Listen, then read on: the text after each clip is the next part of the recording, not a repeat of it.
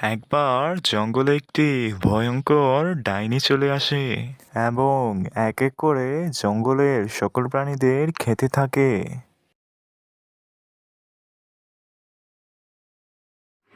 তখনই সে টুনিকে দেখতে পেয়ে তাকে খাঁচায় বন্দি করে ফেলে। আজকে আমি অনেক খাবার খেয়ে ফেলেছি, তোকে আমি কালকে খাবো।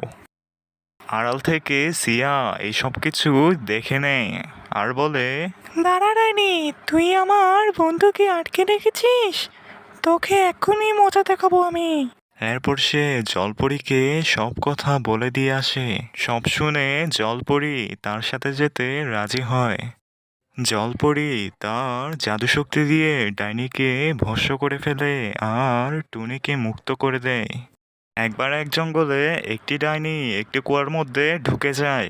এরপর থেকে কুয়ার সামনে যেই আসে তাকে কুয়াটি ভিতরে টেনে নেয়।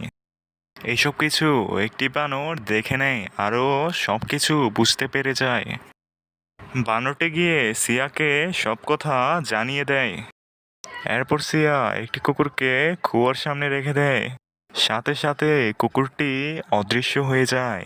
এরপর সিয়া কুয়ার মধ্যে আগুন জ্বেলে দেয়।